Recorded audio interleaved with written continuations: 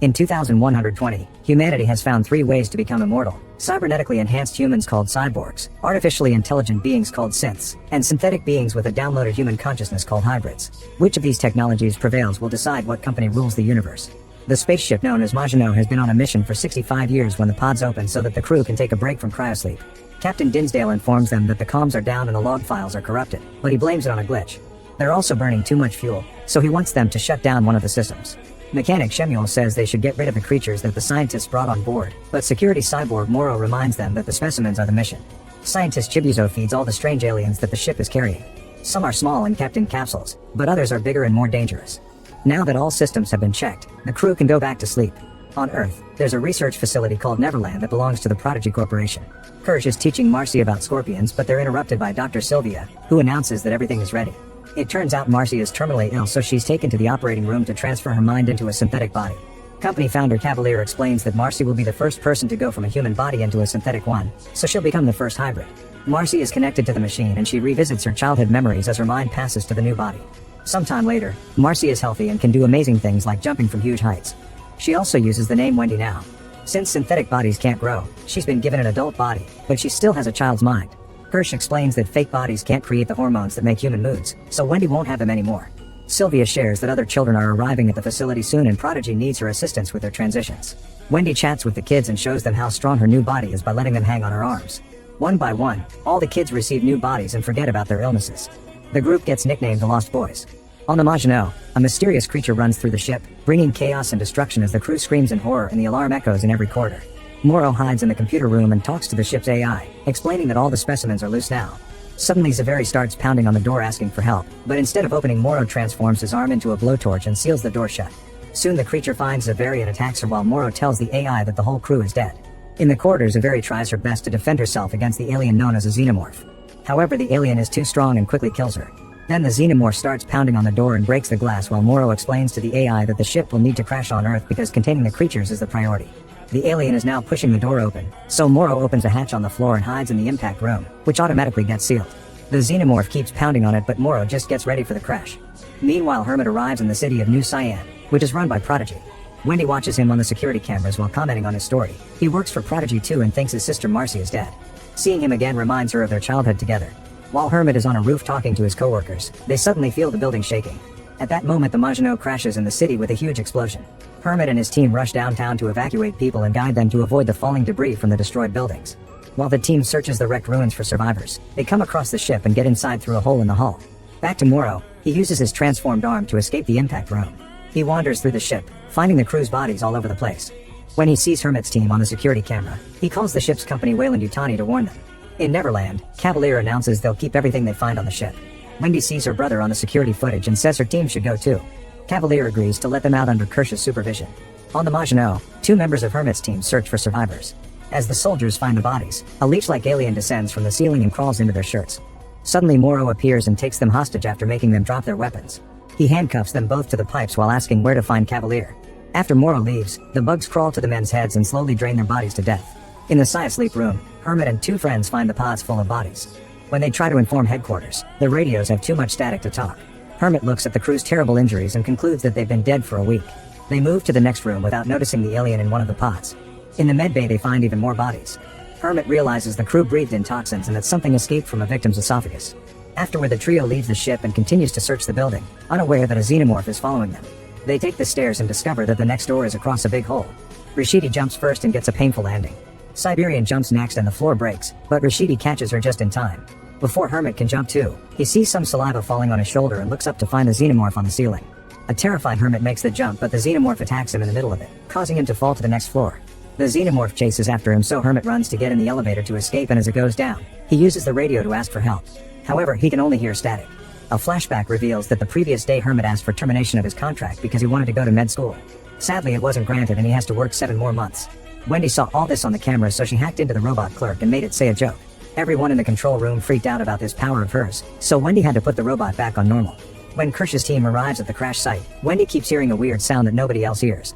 She hacks into the security cameras and learns that her brother is stuck in the elevator, so she rushes into the building. The noise is stronger inside and she can sense there's something around. Kirsch makes Slightly follow her while he enters the building with the rest of the Lost Boys. Kirsch's team soon enters the ship and finds some alien plant stuck on the ceiling. They also find the drained bodies and watch the leech alien run away full of blood. A cat drinking blood from the floor has an eyeball creature on its face, but the poor kitty dies when the eyeball alien jumps out. It tries to attack Nibs and she blocks it with her hands before throwing it on the table, where they capture it in a tray. Kirsch connects the computer to his body and learns that this was a research vessel. As Hermit wanders around, he bumps into Burgerfeld and they continue the search together. They knock on an apartment and discover a costume party, but the host refuses to evacuate. At that moment, the xenomorph appears and quickly kills Burgerfeld to then shake his body around. This accidentally activates Burgerfeld's gun and the gunshots send the host back inside in panic. The door is left open and the xenomorph crashes the party to start killing the guests after throwing Burgerfeld's body at Hermit. The room is now full of chopped bodies. Once there are no guests left, the xenomorph jumps off the balcony to try to kill Hermit too, but suddenly Morrow appears and stuns the creature with his electrical gun. Then Morrow stuns Hermit too before covering the xenomorph with a special cocoon to drag it away. When Morrow reaches the elevator, he's surrounded by Prodigy soldiers who try to arrest him. Their argument gives the xenomorph time to wake up and break through the cocoon to then kill them all. It gets ready to kill Morrow too, but it hears voices and runs away. In the corridor, Toodles is watching the mysterious plant extend a vine and put it too close to his face, but it doesn't attack. Toodles walks past it and rejoins the others. Kirsch is still looking at the computer files and finds footage of a creepy egg patch, so he tells Wendy on the earpiece to go find them. He also reads on the computer that 5 undiscovered species are aboard. Cavalier contacts him and asks him to bring all the living species they can find to Neverland. When Hermit wakes up, he looks around the expensive apartment and finds a signed baseball that reminds him of his childhood. At that moment, he's found by Wendy and Slightly, who convince him to come with them. The trio takes the elevator, unaware there's something in the shaft. As they walk down the corridor, Wendy tells Hermit her real identity. Hermit has trouble believing her and asks questions about their childhood to make her prove it. When Wendy answers everything perfectly, a crying Hermit hugs her. Then the trio finds the egg patch and Wendy can hear the strange sound. An egg moves only when Hermit is near. The xenomorph suddenly bursts into the room and tackles Hermit through a hole, so Wendy rushes after them. Following the strange noise, Wendy finds Hermit in a shipping container and goes inside while ignoring his warnings about a trap. She quickly frees Hermit from a cocoon while the xenomorph peeks inside. It growls at them before walking away. The siblings hear the alien walking on top of the container and Wendy waits for the right moment to stab the ceiling to hurt the creature. Its blood leaks through and makes a hole in the ceiling because it's acidic. Then the xenomorph pushes the container until it falls, and Hermit loses sight of Wendy. The creature grabs him and throws him out before crawling on top of him. It releases its inner jaw to kill him, only for Wendy to pull it away with a hook. She drags it toward the door and Hermit closes it with a button, which cuts off the alien's inner jaw. The furious xenomorph grabs Wendy and drags her in before the door finishes closing. Hermit bites the cables behind the button to force the door to open again, and he's shocked to discover that the xenomorph has been decapitated. Wendy collapses as her head leaks a white substance. After throwing up, Hermit passes out too. Meanwhile, Slightly finds the shedding of a xenomorph. He gets scared when he hears a noise, but it's just Smee looking for him. While they discuss the eggs, Morrow surprises them from behind and threatens to shoot them if they don't cooperate. Then he connects the computer to his brain and copies all the data from the ship. Morrow transforms his arm into a blade and pushes Slightly while asking when is a machine not a machine? He's interrupted by Kirsch, who recognizes him as the only crew survivor. Kirsch and Morrow have an argument over who the ship belongs to now. At that moment, one of the eggs opens, so Morrow jumps through the hole in the wall to escape. Afterward, Prodigy picks up the lost boys, the rescue team, and the alien samples to take them to Neverland. While Sylvia operates on Wendy to fix her, Cavalier takes a look at the aliens. Kirsch worries when he sees an egg opening and drags him away. They realize the eggs only react when there's organic life in front of them, so Cavalier puts Kirsch in charge of the aliens and locks down the lab to only synthetics. Cavalier's right hand Adam interrogates the boys about what they saw, revealing that their eyes have cameras. In the evening, Morrow manages to sneak into the city. He steals a phone from a random bystander and calls Yutani, the CEO of Wayland Yutani Corporation. He tells her that he has the data but not the creatures, but he plans to get them back because they're his life's work. Sometime later, Slightly hears Morrow's voice in his head. It turns out Morrow attached a device on Slightly's neck when he pushed him so they could have a personal communication line. Morrow shares that he used to have a daughter and asks Slightly to be his friend. He only hangs up when Slightly agrees. Meanwhile, Wendy wakes up feeling better and continues to hear the weird sound, so she follows it. In the lab, Kirsch and 2 lost boys cut into the egg to find an alien known as Facehugger. As the creature squirms, the noise gets worse and hurts Wendy's ears. She rushes to the lab and watches Kirsch cut the Facehugger open. When he removes a parasite from its body, the noise gets so bad that Wendy collapses. In the operating room, the doctors operate on Hermit and remove one of his lungs, which is preserved in a tube. Kirsch comes in and drops the parasite into the tank, so it embeds itself in the lung. Later, Hermit checks on Wendy and Cavalier teases him about his new lung. Wendy tells everyone that the noise comes from the aliens and she believes they chose her to talk to her. They run some tests on her ears and Cavalier asks her to recreate the alien sounds. Wendy does so perfectly, which creeps everyone out. Slightly goes on a hike so he can talk to Morrow in private. Morrow shares his full name to gain Slightly's trust and asks him to bring him an egg, claiming that's the moral thing to do. At the same time, Kirsch watches footage of Slightly and notices something on his neck. When Slightly comes back, he finds Kirsch waiting in his room. Kirsch reminds him that if anybody sees or hears anything, it's their obligation to report it. In the lab, the eye alien is put in a glass case with a sheet. It jumps on the sheep's head and quickly kills it by ripping out its eye before burrowing in its place. Kirsch notes the creature's high intelligence as it reanimates the corpse as a parasite. Lead technician Arthur takes his wife Sylvia to the woods so they can talk without cameras. Arthur disapproves of the alien's presence and admits a genuine worry that they killed 6 kids to create a hyper-advanced AI. An argument ensues until they're interrupted by Nibs, who says she's pregnant. Arthur explains it's impossible for a mechanical body, but she insists it's real. Sylvia takes Nibs to her office and tells her how babies are made. Nibs already knew this and reminds her about Jesus' case. When Sylvia tries to show her a diagram, Nibs aggressively kicks it down. Sylvia then tries to ask about what happened in the spaceship and Nibs snaps as she jumps on top of her. A terrified Sylvia presses the silent alarm and soon guards arrive to take Nibs back to her room. Sylvia tells the guards that they're in a level 3 event. Adam tries to get Hermit to talk about Wendy and he refuses. When Adam reminds him that answering questions is on his contract, Hermit tries to quit, only for Adam to point out that this location is confidential, so if Hermit quits, he'll have to leave and not see his sister again. Also, if Hermit goes home, he'll be billed for the new lung. Hermit has no choice but to agree to stay. At the same time, Cavalier tells Wendy that he'll send Hermit home, so she agrees to help him with the xenomorph research in exchange for letting Hermit stay. When Slightly goes to the lab to get an egg, he bumps into Toodles, so he has to leave the plan for later. Kirsch logs onto a computer to spy on Slightly, revealing he can hear his conversations with Morrow. Slightly tries to tell Morrow that he wants out, only for Morrow to reveal he's at Slightly's home with his mother, who thought her son was dead. Afraid that his family may get hurt, Slightly agrees to keep on working for Morrow, who tells him to take a human to the lab so the facehugger can infect them. That way Morrow can take the sample from that person. Later, Wendy goes to the lab and repeats the weird noises to try to communicate with the alien in Hermit's lung. Suddenly a baby xenomorph bursts out of the lung and breaks through the glass to escape. Wendy continues to recreate the noises and manages to pet the baby while Kirsch watches her nearby. A flashback shows the crew of the Maginot getting in their crypods 17 days from Earth. Morrow is woken up by Clem, who reveals that there was a fire and 2 facehuggers escaped. One killed Captain Dinsdale, and the second attached itself to Bronsky. Morrow rushes to the infirmary and learns that Dinsdale died because some crew members killed the facehugger to remove it and it bled acid right on the captain's face. Bronsky is still alive, so they agree to put him into cryosleep with the creature. Shemuel tells Morrow the damage to their navigation is so bad that the ship has become more like a missile than a vessel under control. Morrow now is sure that there's a saboteur on the ship. After Bronsky is put to sleep, Morrow investigates the fire and finds a hole in the floor that goes through several levels. Then he watches the security footage of the facehuggers attacking their victims and notices an unknown person in the background. Next, Morrow tells the engineers that the saboteur may be sneaking through the ducts, so he needs to see the ship's blueprints. He also gets guns for Clem and himself for protection. The communication files with Earth have been corrupted and deleted, so Clem is running a recovery program.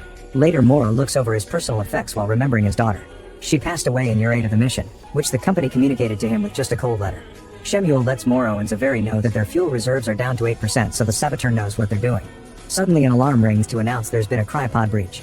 Morrow and Zaveri rush to check and discover that the facehugger killed Bronsky and then escaped by breaking the pod glass. Morrow gives Zaveri an electric stun gun and Rahim says they should wake up more crew members, but Morrow refuses to avoid chaos. In the lab, Chibuzo is feeding the other aliens and doesn't see how the leech alien opens the capsule to escape. The egg creature notices that and bangs on its container, so an annoyed Chibuzo puts it away.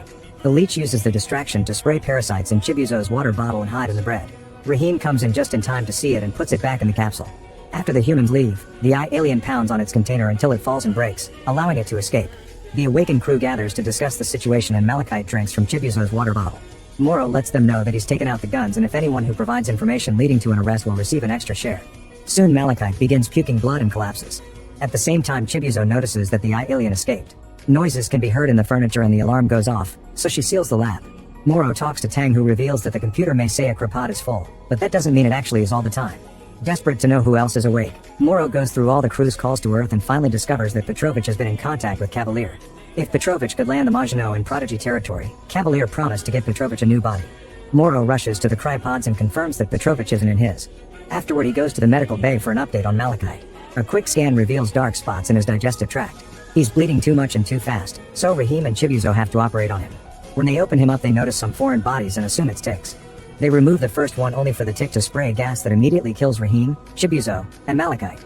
The others hurry to seal the room while the alien bugs leave Malachite's body. Meanwhile, Tang notices some saliva falling on his head, and when he looks up he sees the xenomorph about to attack. Minutes later, Clem informs the others that Tang is dead. Morrow takes command of the ship and makes plans to get to Earth faster. Clem and Morrow go down the corridor and are blocked by Petrovich, who opens fire at them. A shootout ensues and Clem gets hurt, so Morrow drags him into a lab to hide him. Unfortunately, Petrovich finds them and shoots Clem in the head. Morrow shoots back to hurt his face before leaving through the other door. Now he can surprise Petrovich from behind and kill him with his blade. Since Morrow left the door open, the eye alien escapes the lab and the leeches feed on Clem. By the medical bay, the xenomorph lands behind Zaveri and hits her legs with its tail to make her fall. Zaveri immediately starts running and closes doors behind her, but the xenomorph just opens them and continues to chase her. In another room, Zaveri finds a blowtorch and starts sealing the door. Shemuel is standing there, and when he turns around, he reveals the eye alien is controlling him. At that moment the xenomorph reaches the door, but it can't open it, so it leaves. Moro comes out of the ducts and presses a button before raising the door with his bare hands. Inside he finds Zaveri on the ground and Shemuel staring at him. When Shemuel makes a strange noise, it gets the attention of the xenomorph, who quickly returns. Moro stuns Shemuel with his gun and runs to lock himself up in the computer room. Shemuel starts fighting the xenomorph, who stabs him multiple times with its tail. The body is useless, so the eye alien jumps out and grabs the xenomorph's face. Zaveri uses the chance to run away, but when he asks Moro for help, he seals the door with a blowtorch before hiding in the impact room, leaving Zaveri to die to the xenomorph's attack. Soon the ship crashes on Earth. Days later Moro meets with Yutani and promises to take the alien samples back. He also plans to kill Cavalier. In the present, the baby xenomorph has been locked up, but Wendy keeps visiting it to communicate with it. Hermit is worried about his sister's future and Kirsch says he's limiting her. In private, Hermit tells Wendy that he's looking for a way for them to escape, but Wendy doesn't want to leave and defends the aliens. Meanwhile Nibs is getting tested, but the scientists can't figure out why she thinks she's pregnant. Sylvia thinks it's PTSD from the alien attack and mentions therapy. However, Adam wants her mind wiped. Arthur protests against the idea and even threatens to quit, but Sylvia says she can do it, so Adam fires Arthur. Yutani and Cavalier meet and argue about the Maginot crash, blaming each other for it. Cavalier claims that Yutani has been smuggling aliens, and Yutani offers $20 billion above the mediation sum to get the samples back. He agrees, but will hold the creatures until the 6-week quarantine is over. In the afternoon, Nibs wakes up in her room without memories of the past few days. Wendy chats with her and quickly realizes something is wrong. Nibs gets very anxious by her questions, and Wendy leaves to confront Sylvia for what she did. She explains she feels betrayed and disapproves of the experiments on the aliens. When Sylvia asks what is wrong so she can fix it, Wendy says that Sylvia is the problem. In his room, Hermit is working on an escape plan when he's approached by Slightly, who keeps hearing Moro in his head telling him to hurry. Slightly tries to make Hermit come with him to the lab, but they're interrupted by Rashidi, who takes Hermit away for patrol. While the team is patrolling, Hermit keeps asking questions about the island's security, and Siberian grows suspicious, so she advises him to drop whatever he's planning. In the lab, Wendy keeps talking to the xenomorph, who is growing very fast. Later, Toodles is given the task to feed the aliens, but goes alone to the lab instead of taking help like Kirsch wanted. He inserts a tray of food in each cell, only to accidentally break one of the hatches. He has no choice but to open the actual cell to put the tray inside. The eye alien in the sheep uses the chance to startle Toodles and makes him fall, so the door closes behind him. An alien bug lands on Toodles' arm and spits acid on his face, killing him to feed on him. While Arthur is packing, Hermit approaches him with some questions about Prodigy.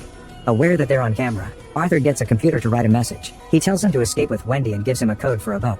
He also disables the trackers on all the lost boys. After Hermit leaves, the computer announces that Toodles isn't connected. Slightly tries to enter the lab, but he isn't brave enough to do it. At that moment Arthur shows up and opens the door to look for Toodles, so Slightly follows him. Arthur rushes to the body and Slightly uses the chance to open the egg cell before leaving. When Arthur hears an egg doing something strange, he rushes to the door only to discover that Slightly has locked him in. Then Arthur tries to call security, but at that moment a newborn facehugger jumps on his head. Kirsch watches everything on the cameras but doesn't tell Cavalier. Once Arthur collapses, Slightly goes back inside and drags his body into the vent. Minutes later they're in Slightly's room, where he moves the facehugger just enough to feed Arthur. However, this only causes the creature's tail to tighten around Arthur's neck. Smee comes to the room and Slightly can't keep him out, so he sees the body under the bed and panics. Slightly pushes Smee against the wall and explains his family is under threat, which convinces him to help. In the lab, the alien bugs have left the cell and are wrecking the equipment. Kirsch sends soldiers inside to stun the bugs and recapture them. When Wendy also comes, and she's devastated to find Toodles dead. She wants to warn the others, but Cavalier and Kirsch ask her to keep the secret. The guards block the door when she tries to leave, so Wendy talks to the xenomorph, who starts pounding on the cell door. Everyone is so shocked that she manages to get out. A worried Cavalier orders Kirsch to find the other lost boys before Wendy, but checking the computer reveals the trackers are off. Hermit finds Wendy and tells her it's time to escape, but Wendy wants to bring the lost boys with them. She convinces Nibs to come, but Curly wants to stay. The group makes her promise she won't tell on them. Then Wendy uses a screen to hack into the lab and release the xenomorph from its cell. The creature immediately starts killing the scientists. The alarm starts echoing in the building and Kirsch finds Slightly and Smee sneaking around with Arthur's body. Instead of stopping them, he tells them the easiest route to the beach and advises them not to be late. In the woods, Nibs and the siblings find some graves. They realize these are the original names and bodies of the kids whose minds were put into the hybrids. Hermit sees soldiers in the distance and makes the group move faster. Slightly and Smee are also crossing the woods and hide in the bushes when they see the soldiers. Once the road is clear, they turn around and discover that Arthur's gone. Suddenly the facehugger falls dead from a tree and Arthur appears in the bushes looking perfectly normal. He doesn't remember anything, so the boys tell him the building is being evacuated and convince him to go to the beach with them. Minutes later at the beach, Arthur starts seeing flashes of what happened and realizes everything is wrong. He grabs the boys' hands and starts taking them back to the facility, promising that he can help them. Suddenly Arthur freezes and spits blood as he collapses. Then the alien chestburster erupts from his chest, killing Arthur and splashing blood all over the boys. The chestburster runs into the woods and slightly tries to follow it but quickly loses sight of it. Then slightly begins dragging Arthur's body to the meeting spot. After a long walk in the water, the boys find a group of Weyland-Yutani soldiers led by Morrow. While the second soldier team reaches another beach, Morrow is disappointed to see that the chestburster is gone and tells his men to capture the boys. In the facility, Cavalier keeps trying to talk to the alien and the sheep in many different languages. It only reacts when Cavalier writes the number for pi. It stomps on the ground to represent each number and finishes by pooping. Cavalier realizes he should put the alien in a human body to be able to talk to it. Prodigy's soldiers go out and quickly capture the chestbuster with a net. When Morrow's team tries to sneak into the facility, they're immediately surrounded by soldiers and captured. Nibs and the siblings are still crossing the woods when they're surrounded by the second Weyland-Yutani team. Wendy makes some noises and the xenomorph jumps out of a tree to attack the soldiers, killing them all in seconds. Then it approaches Wendy and she gently pets its head while telling it to hide and follow. The alien immediately hides in the bushes. Hermit takes a gun from one of the bodies but is disturbed by all this death. Eventually the trio makes it to the docks and gets on the boat, only to find Siberian and Rashidi waiting with more soldiers. A man takes Nib's favorite toy from her hands and throws it in the water, so she responds by ripping the guy's jaw off. A fight ensues and Nibs and Wendy easily bring down a few soldiers thanks to their robotic bodies. Then Wendy tries to call the xenomorph but Hermit stops her. Siberia manages to shoot Nibs in the shoulder and Nibs gets ready for revenge. Desperate to save his friend, Hermit shocks Nibs to bring her down and Wendy gets angry with him. Now the soldiers can capture them while the xenomorph watches from the bushes. On the beach, Arthur's body washes up and is found by the xenomorph. It keeps exploring the area and sees Sylvia leaving flowers at the graves. The alien tries to attack her but soldiers open fire and it's forced to run away. Soon it's running all over the island, killing any human it can find. Cavalier is informed that comms are down because Morrow cut some cables and Yutani is jamming the satellites. More and more teams are sent out to hunt the xenomorph, yet the alien always kills them first. The rest of the aliens are still in their cells and the lost boys have been locked up together. Nibs thinks Curly snitched on them but she denies it. Adam tells Cavalier they should evacuate, but Cavalier is more interested in watching Wendy and the sheep. When Nibs makes a sarcastic comment about them being ghosts, Wendy remembers that humans should be afraid of hybrids. She disables the cameras with her hacking power and makes a bunch of sounds that are heard by the xenomorph in the distance. Then she plays videos of the lost boys' original bodies on Sylvia's computer to make her feel guilty about her empty promises of love and support. A frustrated Sylvia throws the screen to break it. Rashidi's team is heading to the armory to get more weapons and is startled by the elevator opening on its own. They get in and the elevator only goes down for a few seconds before it freezes. Suddenly the lights go out and a computer voice announces the start of the self-destruct sequence.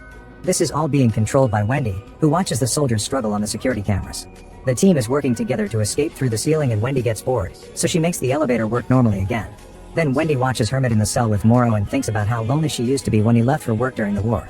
Smee tells Wendy that Nibs was out of control and that Hermit is one of them. Wendy feels bad and unlocks the guy's cell.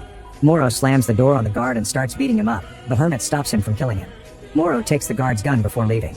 In the lab, Morrow tries to surprise Kirsch, who hears him and shoots first. The men quickly disarm each other and start fighting hand to hand. After exchanging a bunch of blows, Morrow manages to bring Kirsch down on a table, breaking his body in two. Morrow gets ready to shoot Kirsch in the head but gets distracted when he hears an alien escape. Kirsch uses the chance to bring him down and chokes him until he passes out. Wendy hears Cavalier coming and calls the xenomorph again to guide him inside. She then opens the cell and asks Cavalier to share his story. He tells them his father was a drunk but he was born a genius, so he built his first robot to kill his dad. The lost boys start surrounding Cavalier and his guard tries to stop them, but Nibs jumps on him and beats him to death. A terrified Cavalier runs away while Wendy gives each of his friends a target. In a corridor, the xenomorph is already killing soldiers. While Nibs finds Sylvia, Smee and Slightly get to Kirsch and tie him up. Morrow tells them he hasn't hurt their families but Slightly knocks him out anyway. Adam finds Hermit first and convinces him to come to the office by claiming that Wendy is waiting. Hermit discovers that the container is open and the sheep is staring at him outside. The alien jumps out and Hermit rushes to hide inside the container, closing it just in time. Then the alien goes inside through the food hatch and Hermit is forced to run out. When the creature jumps again, Hermit blocks it with his hands. At that moment Wendy bursts through the window and slaps the monster off her brother. Hermit grabs a weapon to kill it but Adam returns and knocks him out. Wendy tries to fight Adam, who is stronger and easily throws her off. The alien is about to get Hermit, so Wendy rushes ahead to kick it away. When Adam is about to get her, Wendy uses her hacking power to freeze him, since he has a robotic body too. The alien escapes through a hole in the floor while the siblings argue over what happened to Nibs. Wendy admits she likes the aliens because they're honest. Cavalier makes a call to offer $1 million to whoever dares rescue him. The xenomorph suddenly appears to block his way and soldiers rush in to defend him. However, the siblings also show up and Wendy gives out orders.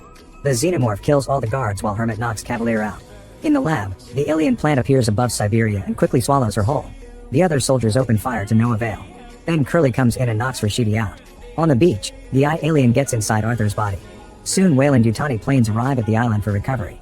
The Lost Boys put Cavalier, Morrow, Kirsch, Sylvia, and Adam in a cell while Wendy scolds them for experimenting on children. She also tells Cavalier that he isn't different from his father. Both the baby and the adult xenomorphs appear outside the cell and Wendy announces that now they'll rule.